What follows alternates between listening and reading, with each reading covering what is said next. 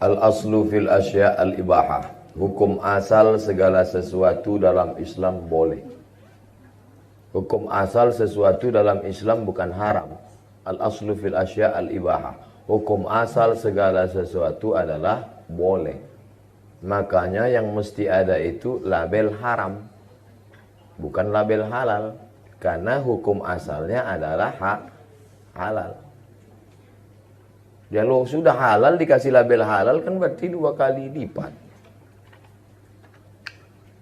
Di mana letaknya haram? Maka kalau ada orang haram ditanya, kenapa Ustadz ada orang mengatakan artis itu haram? Yang pertama, karena membuka aurat. Lalu kalau yang dia perankan itu seorang ibu, pakai jilbab, pakaiannya longgar, 20 episode, ke-20-nya nggak ada dia buka aurat. Di mana letak haramnya? Yang kedua, ada sentuhan kulit dengan tak mahram. Kebetulan dalam perannya itu selama 20 episode memang peran dia tak ada sentuhan. Orang ibu di Pantai Jompo tak ada bersentuhan dengan orang. Jadi harus dilihat di mana letak haramnya. Ustaz, itu tari persembahan itu haram. Ada tari persembahan menyambut bupati, menyambut gubernur, kan disambut dengan tari persembahan. Saya tanya, letak haramnya di mana? Karena digunakan kata sembah. Oke, kalau gitu nggak usah kita buat tari sembah. Namanya apa? Tari welcome. Menyambut selamat datang. Tetap haram juga Pak Ustadz. Kenapa? Karena yang menari itu anak gadis. Oke, kalau gitu jangan anak gadis. Kita latih anak TK. Anak TK nari kan lucu. Maka bupati, gubernur ketika lihat anak TK, ingat dia anak di rumah. Tapi kalau anak gadis, lupa dia bini di rumah. Maka kalau melihat sesuatu itu dilihat di mana letak haramnya.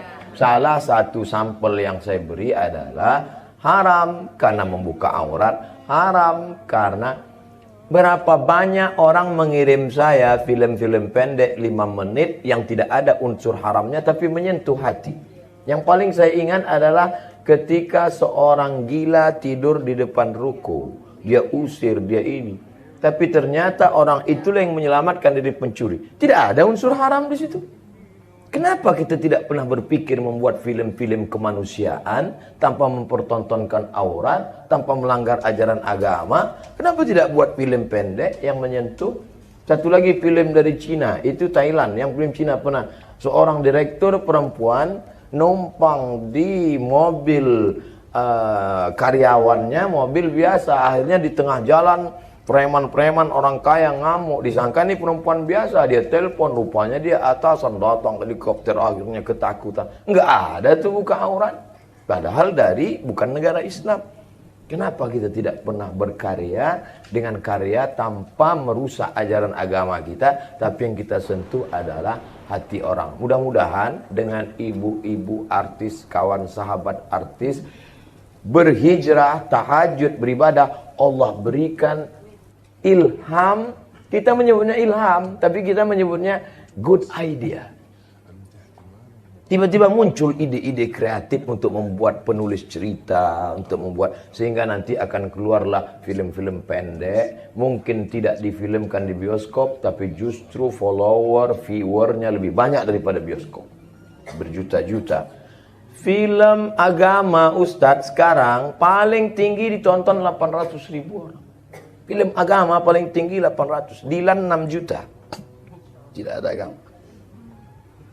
Tapi film-film pendek coba lihat. Ditonton berapa? Sekian juta. Sekian juta. Artinya apa? Tidak ditonton di bioskop, no problem. Tapi ditonton orang di YouTube, di FB, di Instagram. Buat video-video pendek yang lebih menyentuh. Insya Allah. Saya berharap penulis-penulis, artis-artis tetap berkarya. Hijrah tidak membuat berhenti dari berkarya. Berkaryanya sebelum hijrah filmnya buat na'udzubillah dosa. Setelah berhijrah justru filmnya mengingatkan orang pada kebaikan-kebaikan insyaallah. Amin.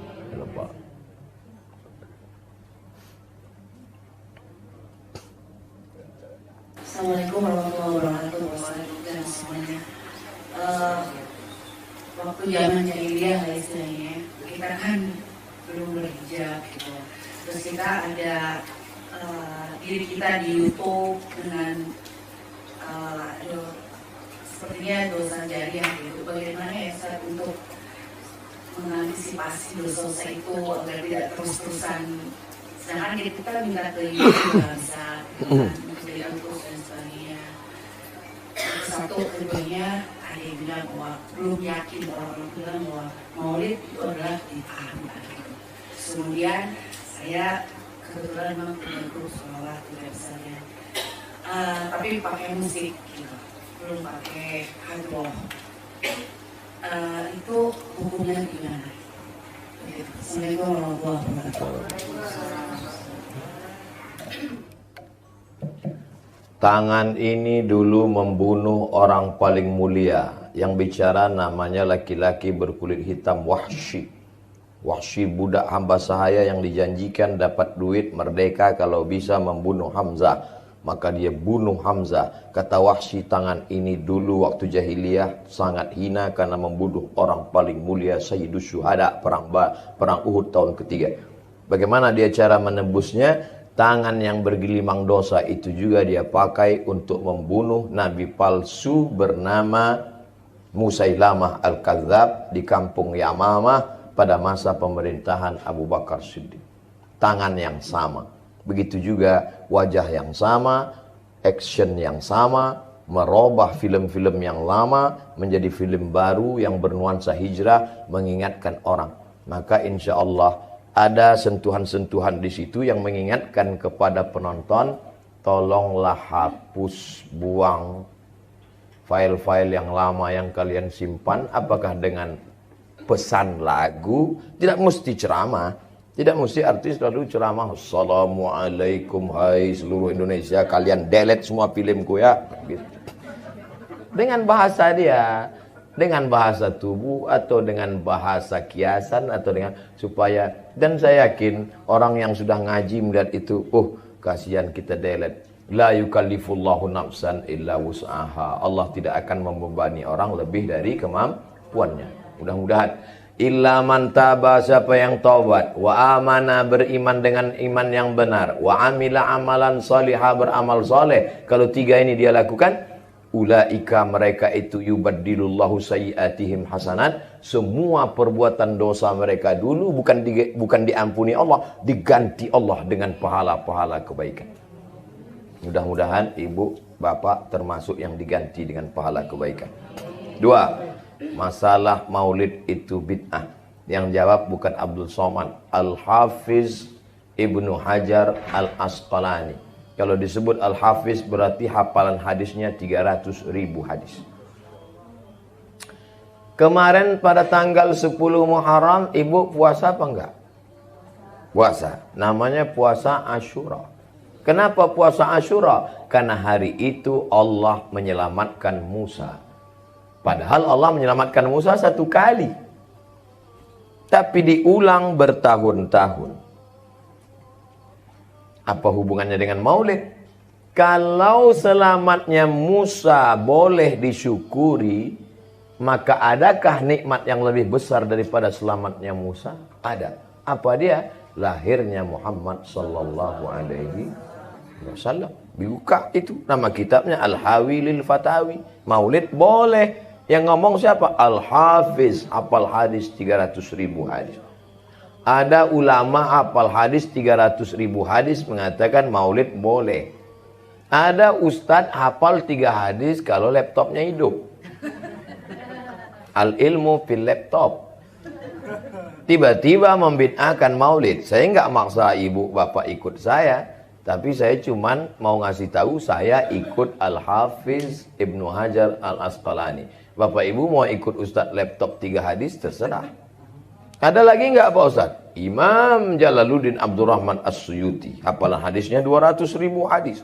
Kitabnya 500. Kata dia maulid itu sarana mengingatkan kita pada Nabi. Boleh kalau cukup 5 syarat. Pertama, baca maulid sejarah Nabi. Yang kedua, ada tausiah. Yang ketiga, ada baca Quran. Yang keempat, ada tawasobil haq, tawasobil sob silaturahim. Yang kelima, ada makan makanan.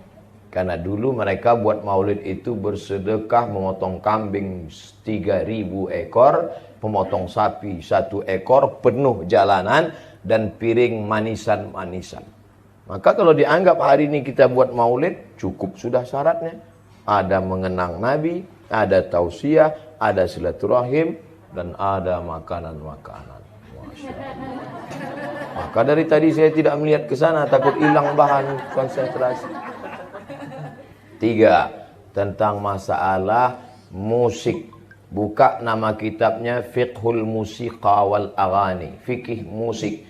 Nama penulisnya Syekh Yusuf Al-Qaradawi. Ikatan Ulama Sedunia, dia ketuanya. Tinggalnya sekarang di Qatar. Doha, Qatar. Jabatannya pimpinan Fakultas Syariah di Universitas Qatar. Kata beliau, musik sama seperti omongan. Kalau isinya baik, maka baik. Tapi kalau isinya tidak baik, maka tak baik. Musik, gitar, biola, saksofon, akordeon, keyboard, isinya baik. Solawat, doa untuk nikah, niatkan pada Allah, mengingat mati. Bagus, terus berkarya. Tapi saya dibully terus Pak Ustadz. Bully membuli ini kan cuma 2. Kalau kita capek, dia terus. Kalau dia capek, kita terus. Maka kita terus, jangan berhenti. Gitu aja kok capek. Wallahu a'lam bishawab. Baik. Apa hukum orang baca Yasin tahlil untuk orang mati? Baca Yasin untuk orang meninggal, pahalanya dibacakan untuk almarhum. Sampai apa enggak sampai? Emang pernah ada reportnya? Nabi lewat di makam, Nabi ambil pelepah korma, Nabi tusukkan ke makam. Kata sahabat, untuk apa menusukkan pelepah korma di makam? Kata Nabi, ini pelepah korma bertasbih. Tasbihnya sampai pada orang mati. Kata Imam An-Nawawi, meninggal tahun 676. Nama kitabnya Al-Minhaj Syarah Sahih Muslim Ibn Al-Hajjaj. Kalau tasbih pelepah korma saja sampai pada orang mati, apalagi bacaan Quran orang beriman. Tasbih pelepah korma aja sampai. Jadi kalau ada orang mengatakan bacaan Yasin Abdul Somad nggak sampai, berarti dia menghina saya lebih hina dari pelepah korma. 2. Baca kitab judulnya Ar-Ruh, terjemah bahasa Indonesia Roh, penerbit Pustaka Al-Kausar Jakarta, penulis Ibnu Qayyim Al-Jauziyah.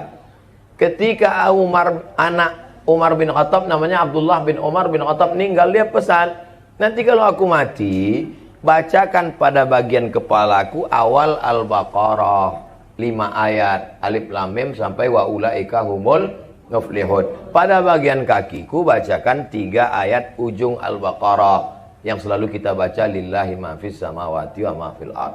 Itu menunjukkan bacaan Quran sampai untuk orang mati. Saya sudah sebutkan dalilnya. Kalau nggak percaya juga, tolong kasih saya nama lengkap. Nanti kalau mati saya kirim. Kalau nggak sampai, cepat-cepat kasih kabar.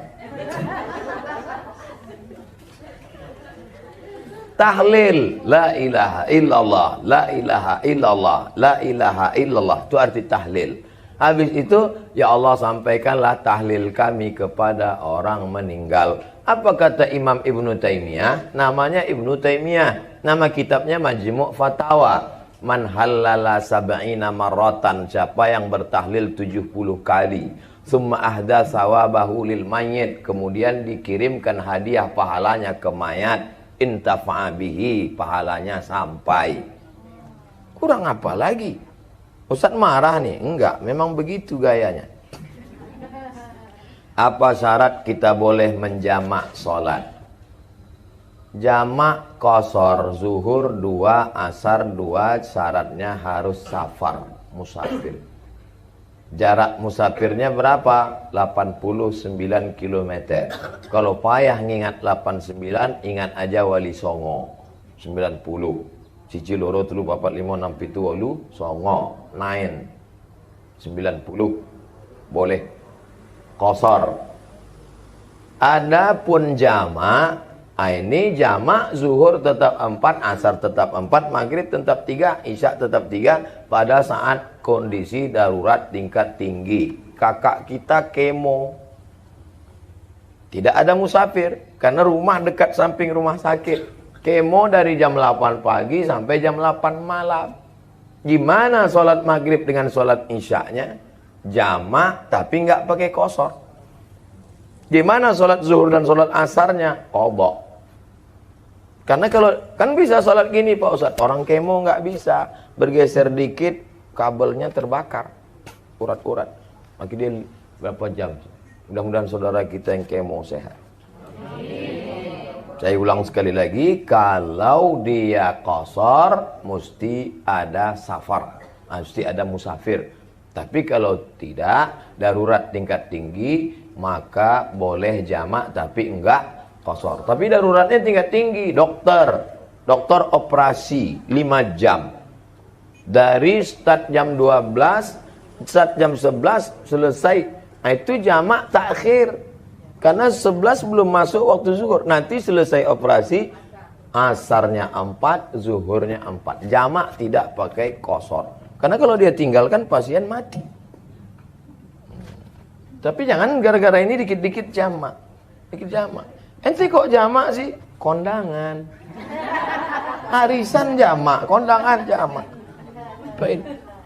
Kalau kita menjamak sholat, mana yang harus kita dulukan? Sholat yang dijamak atau sholat yang pada waktu? Kalau jamak takdim, mesti zuhurnya dulu. Kalau jamak takdim, mesti maghribnya dulu. Tapi kalau jamak takhir, tidak ada, mesti maghrib dulu atau isya dulu. Jamak takhir, sholat zuhur dilaksanakan di waktu asar. Kalau ada imam yang buat zuhur dulu, berarti dia menjaga urutan, karena lebih dulu zuhur baru asar. Kalau dia buat asar dulu, melihat waktunya, karena zuhur numpang di waktu asar. La yustaratu fihil mualat, tidak disyaratkan mesti berurutan. Nama kitabnya Al-Fiqhul Islami wa Adillatuh. Nama penulisnya Syekh Wahbah Zuhaili, Dekan Fakultas Syariah Islamic Law, Universitas Damaskus, Suriah. Tapi kalau jadi imam sholat maghrib jamak takhir, makmum mesti dikasih tahu. Makmum, ini kita maghrib dulu. Kalau enggak nanti imam 3, makmum yang isya. Mesti kasih tahu makmumnya. Kalau sebelum berdoa kita baca ila hadratin Nabi Al-Fatihah. Boleh apa enggak Pak Ustaz? Ila hadratin Nabi artinya saya kirim Fatihah ini untuk Nabi. Tidak kita baca pun tetap sampai ke Nabi. Enggak pun kita baca tetap sampai ke Nabi. Kenapa? Mandalla ala khairin falahu mithlu ajri fa'ilihi. Siapa menunjukkan kebaikan, dia dapat pahalanya automatically. Lalu kenapa kita ucapkan ila hadratin Nabi? Sama seperti Bapak. Tidak pun dikatakannya I love you full. Dia tetap cinta sama ibu. Tapi kadang ibu nggak percaya.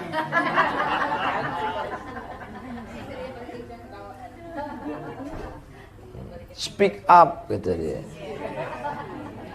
Pak Ustadz, nanti 5 tahun ke depan Pak Ustadz tidak usah ikut politik lagi ya. Saya tidak pernah ikut politik. Dengarkan ceramah saya dari A sampai Z. Saya tidak pernah ikut politik. Saya bukan orang partai. Saya tidak pernah menyebut calon. Saya tidak pernah menyebut partai. Dengar baik-baik. Bahwa saya bertemu orang tokoh politik, maka semua orang bertemu. Bertemu. Tidak pernah mengajak. Pahami dengan baik. Mendoakan, bertemu. Yang nyuruh ustadz siapa? Ulama. Bukan saya pandai-pandai sendiri. Saya tidak ada kepentingan. Saya tidak ada ambil uang. Saya tidak ada proyek. Saya bukan minta jabatan. Ulama nyuruh saya temu, doa. Maka bertemu doa. Bahwa jadi pesan ini bagus. Memang saya tidak pernah ikut. Jadi nggak usah khawatir. Saya paham. Ini adalah jamaah yang tidak tahan melihat saya kena bully. Kami nggak tahan Ustaz. Kalau kami kena bully nggak apa-apa Ustaz. Tapi ketika Ustaz kena bully kami. Perlu dipahami bahwa saya bukan politisi praktis. Dengar baik-baik. Tidak pernah mengajak, tidak pernah jurkam, tidak pernah jadi apapun. Hanya orang bertemu tokoh dan mendoakan. Makanya kalau dibawa ke pengadilan manapun tidak akan kena. Apalagi pengadilan cinta. Mohon doa Pak Ustadz, almarhum Adrian Reskita bin Ajus Hasni meninggal dunia semalam tanggal 5/11. Dan untuk yang lain, saudara-saudara kita, untuk kebaikan-kebaikan, diberikan keberkahan hidup, yang belum bertemu jodoh diberikan jodoh soleh-solehah, yang sudah menikah diberikan anak yang baik-baik. Semoga kita semuanya husnul khatimah. Untuk niat yang baik ini semuanya Al-Fatihah. A'udzubillahi minasyaitonirrajim. Bismillahirrahmanirrahim. Alhamdulillahirabbil alamin arrahmanirrahim maliki yaumiddin. Iyyaka na'budu wa iyyaka nasta'in ihdinas siratal mustaqim. Siratal ladzina an'amta 'alaihim ghairil maghdubi 'alaihim waladdallin. Amin. Allahumma shfi mardana, sembuhkan saudara kami yang sedang sakit ya Allah. Warham mautana, saudara kami yang sudah meninggal, curahkan rahmatmu ya Allah. Allahumma ja'al kuburahum rawdatan min riyadil jinan, jadikan kubur mereka salah satu dari taman-taman surgamu ya Allah. Allahumma anzilir rahmata wassalamata wal barakata ala hadhil jamaah, turunkan keselamatan, kerahmatan, keberkahan kepada seluruh jamaah ini ya Allah. Wa khususan ala sahibi hadzal bait, bil khusus pada sahibul bait yang menjadi tuan rumah kami sebagai tamunya hari ini ya Allah. Allahumma barik lahum fi amwalihim, berikan berkah pada hartanya. Wa barik lahum fi auladihim, berikan berkah pada anak keturunannya. Wa barik lahum fi kulli ma a'taitahum, berikan berkah pada semua rezeki yang kau titipkan padanya ya Allah. Allahumma waffiqna lima tuhibbuhu wa tardah, berikan taufikmu pada kami agar kami dapat beramal dengan amal yang kau cintai dan kau ridai ya Allah. Allahumma ja'alna minat tawwabin, jadikan kami orang-orang yang taubat nasuha. Ja'alna minal mutatahhirin, jadikan kami orang yang mensucikan hati dari angkuh dan sombong. Ja'alna min ibadikas salihin, jadikan kami hamba-hambamu yang saleh. Allahumma ja'al abna'ana wa banatina minas salihin was salihat wal hafizin wal hafizat, jadikan anak-anak keturunan kami menjadi para penghafal Al-Quran. Allahumma rzuqna ziyarata baitikal atiq, berikan kami rezeki yang halal supaya kami bisa berhaji dan berumrah ke Baitullah. Allahumma ja'al akhira kalamina inda intihai ajalina, jadikan akhir kalam kami ketika ajal kami sampai kalimat yang keluar dari mulut kami, la ilaha illallah Muhammadur Rasulullah sallallahu alaihi wasallam. Rabbana atina fid dunya hasanah wa fil akhirati hasanah wa qina adzabannar. Wa sallallahu ala sayyidina wa syafi'ina wa maulana Muhammad wa ala alihi wa sahbihi wasallam walhamdulillahi rabbil alamin. Terima kasih segala perhatian. Mohon maaf segala kesilapan dan kekhilafan. Kita berpisah zahirnya tapi tak pernah berpisah karena kita tetap disatukan dalam doa. Doa untuk Ustaz Somad, terus kirimkan satu saja doa supaya mati husnul khatimah. Jangan sekarang, masih banyak jadwal. Ini langsung pulang ke airport. Mudah-mudahan perjalanan diberikan Allah keselamatan. Terima kasih. Wassalamualaikum warahmatullahi wabarakatuh.